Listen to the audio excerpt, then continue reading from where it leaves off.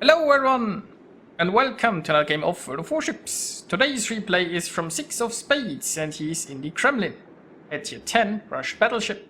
Now he's on the map, repost, whatever.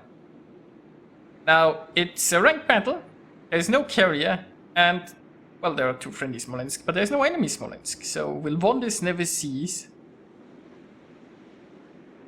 Now, for the start of the match, it looks like most of the friendly ships are going towards A, and a single Demon is going towards B, and a Kleber is trying to go scouting. Now, Kleber is not the most sneaky of destroyers, so I'm not sure if going to scout in the center is that great of a choice. Actually, they're up against 3 raiders, but we're going to find out. And there we have a Moskva spotted. 20 kilometers broadside Moskva. Let's see what happens. Now, 6 of Spades is already turning a bit left there because he wants to distance himself a bit from a friendly prob, probably.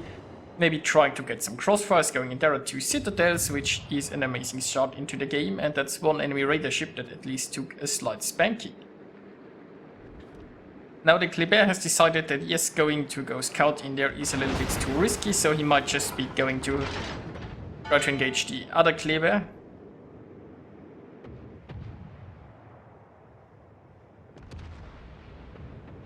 Of Spades. Well, I mean, there is a possibility of shooting ADD, but he decided to... Well, he decided that it's probably not worth it. It's a very maneuverable thing, and there might just be better targets there to shoot at. Like a Hindenburg, for example. I mean, if you don't have anything better to shoot, might as well shoot ADD. But the broadside Hindenburg is probably a much more rewarding target, and there are 2 more citadels. Now, the big blob is still slowly approaching the A camp. We don't really have a destroyer inside A though. They might just be scared of the Moskva's radar. Meanwhile, there seem to be about 4 enemies approaching B, and there are only 2 friendlies here to defend. But the enemy is already taking a bit of it. Like, I mean, it's 3 minutes into the game, he already has 4 citadels. I would consider that a good start.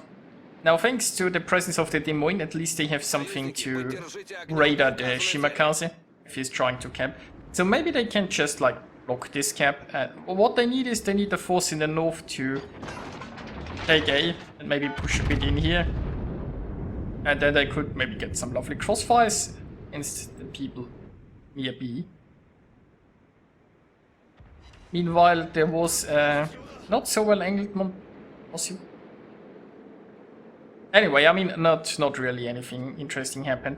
Well, it's always interesting, like when you look at it in game, sometimes you feel like they're broadside, and then you look at the minimap, and then you feel like, no, maybe they were better angled than I thought. Or at least that's an issue I usually have. The minimap oftentimes tells much more of a story about how broadside they are than you might think if you push them from further away. Anyway, so we know there is a Shimak. Oh, the Shimakaze is actually pushing pretty hard here. So shots are out, and that's a lovely salvo against the Shimakaze. Unfortunately, he's still floating, and that means there is 15 torpedoes incoming. I'm not sure if the Des Moines has shots, because I think that island might be blocking it. And if that Shima decides to smoke, the Des Moines could raid, but right now it's not really the issue, is it? And there's a close quarters expert, so he doesn't have to waste more shells, but now come the torps. Looks like he only got 2 torp launches away.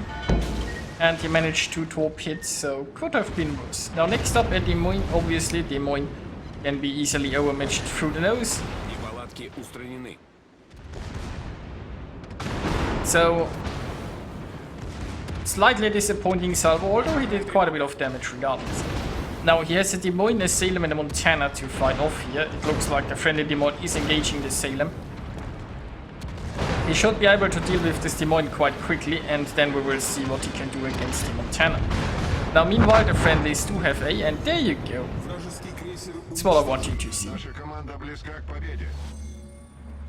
So, the friendlies still haven't really moved. I mean, they took A, but they haven't really pushed in through here despite their superior numbers. They seem to be quite content to just sit there and wait.